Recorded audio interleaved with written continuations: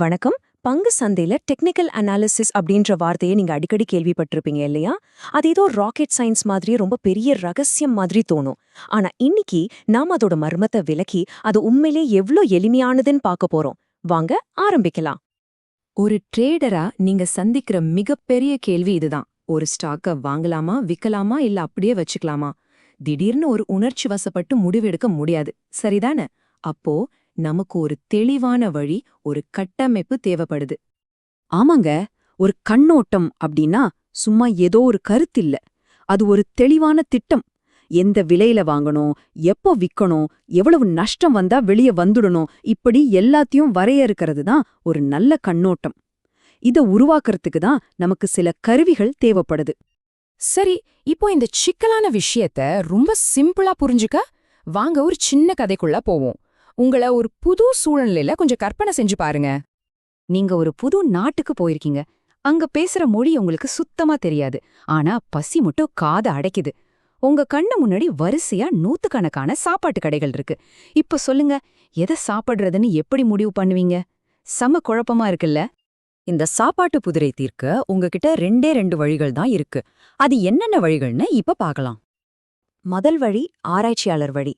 அதாவது ஒவ்வொரு கடையா போய் என்ன சமைக்கிறாங்க, என்ன பொருள் சேர்க்கறாங்கன்னு விசாரிச்சு டேஸ்ட் பண்ணி நீங்களே பெஸ்ட் கடைய கண்டுபிடிக்கிறது. இது துல்லியமான வழிதான், ஆனா ரொம்ப நேரம் எடுக்கும். ரெண்டாவது வழி கூட்டத்தை பின்பற்றுவது. சிம்பிள். எந்த கடையில கூட்டம் அள்ளுதோ நேரா அங்க போயிடுறது. இது ரொம்ப வேகமான வழி. ஆனா ஒரு கேள்வி இருக்கு. கூட்டம் எடுக்கிற முடிவு எப்போதுமே சரியா இருக்குமா? சரி, சாப்பாட்டு கடை கதையெல்லாம் போதும். இதுக்கும் நம்ம பங்குச்சந்தைக்கும் என்ன சம்பந்தம்னு நீங்க யோசிக்கிறது எனக்கு புரியுது. வாங்க அந்த பெரிய ரகசியத்தை இப்போ உடைக்கலாம். ஆச்சரியமா இருக்கா? ஆமாங்க, நீங்க இப்போ தெரிஞ்சுக்கிட்ட அந்த ரெண்டு வழிகள் தான் ஃபண்டமெண்டல் அனாலிசிஸ் மற்றும் டெக்னிக்கல் அனாலிசிஸ். அந்த ஆராய்ச்சியாளர் வழி இருக்கே, அதுதான் ஃபண்டமெண்டல் அனாலிசிஸ். கூட்டத்தை பின்தொடரும் வழி இருக்குல்ல, அதுதான் டெக்னிக்கல் அனாலிசிஸ். அவ்வளவுதான் விஷயம். இன்னும் தெளிவா சொல்லணும்னா, டெக்னிக்கல் அனாலிசிஸ்ங்கிறது மத்த ட்ரேடர்ஸ் என்ன செய்றாங்க, அதாவது சந்தையோட கூட்டம் எந்த பக்கம் போகுதுன்னு பார்த்து முடிவெடுக்கிற ஒரு முறை. நம்ம கதையில வந்த கூட்டத்தை பின்பற்றும் வழி இதுதான். அப்போ இது எப்படி வேலை செய்யுது? ரொம்ப சிம்பிள். யோசிச்சு பாருங்க, லட்சக்கணக்கான மக்கள் ஒரு பங்க வாங்கும்போதும் விற்கும்போதும் அவங்களோட நடவடிக்கைகள் எல்லாம் ஒரு வரைபடத்துல, அதாவது சார்ட்ல பதிவாகும்.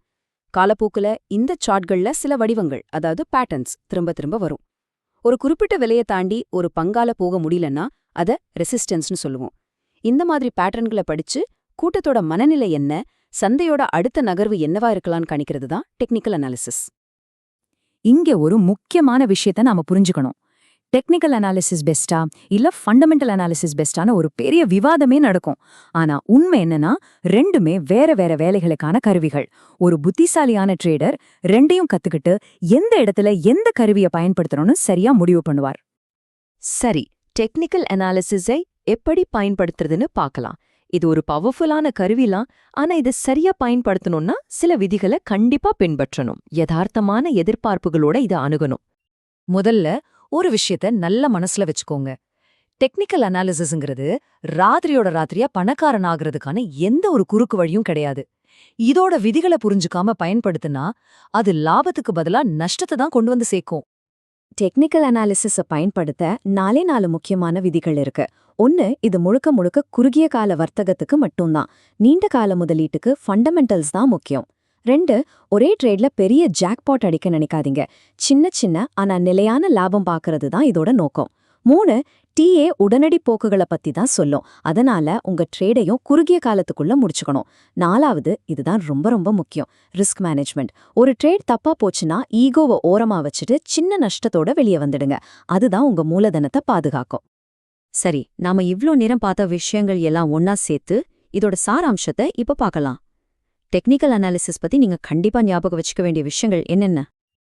ரொம்ப சுருக்கமா சொல்லணும்னா, டெக்னிக்கல் அனாலிசிஸ்ங்கிறது சந்தையோட கூட்ட மனப்பான்மைய, அதாவது மத்த ட்ரேடர்ஸ் என்ன நினைக்கிறாங்கன்னு புரிஞ்சுக்க உதவுற ஒரு கருவி. சார்ட்கள்ல இருக்கிற பேட்டர்ன்ஸை படிச்சு குறுகிய காலத்துல எங்க வாங்கலாம் எங்க விக்கலான்னு முடிவு பண்ணி ஒரு தெளிவான திட்டத்தை உருவாக்க இது உதவுது. நாம ஆரம்பத்திலிருந்து பேசிட்டு இருக்கிற மாதிரி டெக்னிக்கல் அனாலிசிஸ்ங்கிறது கூட்டத்தின் பாதையில போறதுதான். ஆனா கடைசியா ஒரே ஒரு கேள்வி, கூட்டம் போற பாதை எப்போதுமே சரியான பாதையா தான் இருக்குமா?